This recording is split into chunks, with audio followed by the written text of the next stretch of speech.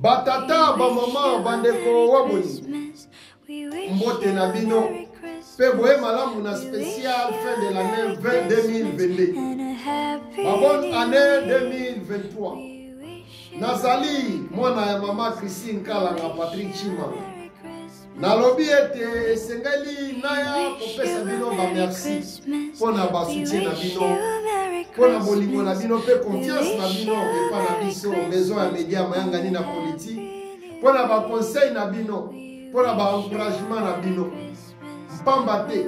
Soki bino te. Tolingaki tosala nie. Kasi lokola tozali na bino. Tokokende musika koleka même bisika tozasiko. Kasi merci mingi. Équipe mobimba ya mayangani na politique TV ezopesa bino merci. Toto di bino longonya twasa kikila wabuni aksanti sana. Pona soutien na bino, pona confiance na bino.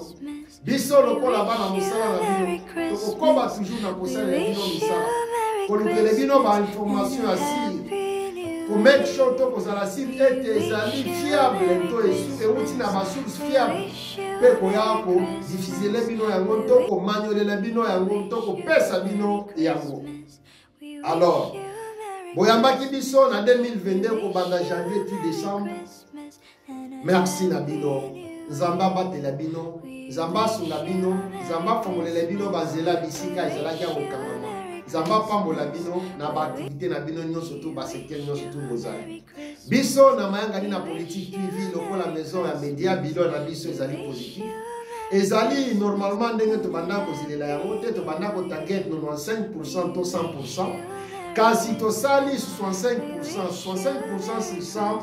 Ezali quand même malin mabete kasi ezali ya encourager te yango toza promettre bino to ko pesa bino promesse ki na 2023 to sala malamu peza koleka awa to kende musika mpamba te mayangani na politique et kozala de génération en génération na yango biso ba tozali ko sala fondation sengeli to sala fondation malamu oye kozala capable ya komemata 1000 étages likolo ata 2000 étages likolo mpamba te soki fondation ezali mabe nyonso tu ezali mabe mais soki fondation ezali malamu ata soki omatisi 1000 étages okozala na sécurité de ndako ekodinda te to ekokwea te.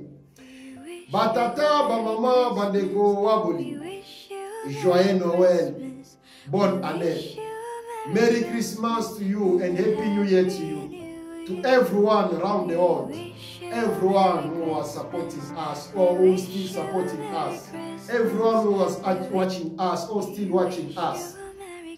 We do appreciate your support. I'm Patrick Chimanga Tata Mayangani, Mwana Mama Christine Kalanga. We do really appreciate your support and thank you very much. Twasa kijila wabuni mwa support yenu yonso wani mwa soutien wenu miaba yonso nutangila tutu remercier njumwana wa Mamukalanga Christine président PDG wa Mayangani na Politique TV oyo ezali maison ya media. Twasa kijila wabuni aksanti sana fasho de mnatufuata tunamuremercier sana ndio ya support yenu si Mayangani na Politique na mie Patrick Chimanga mtoto wa mama Christine Kalanga. To remercier bino to pesi longonya pe merci na welo moninga agwada na bosanité salon batatu epa ya JB salon batatu na metlendo wana kaka soki mokei wana vraiment bakokata bino soki malamu ezali salon moko ya malamu ya motu ya mpemba kosala mosala na professionnalisme salon batatu na metlendo wana kaka donc soki okomi na metlendo okomi na salon batatu te seki okindaki metlendo te.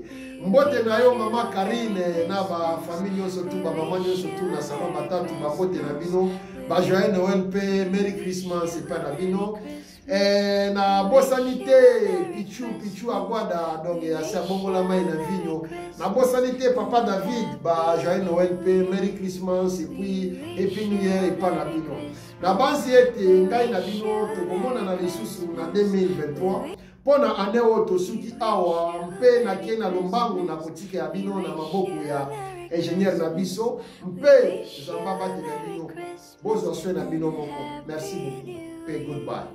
We wish you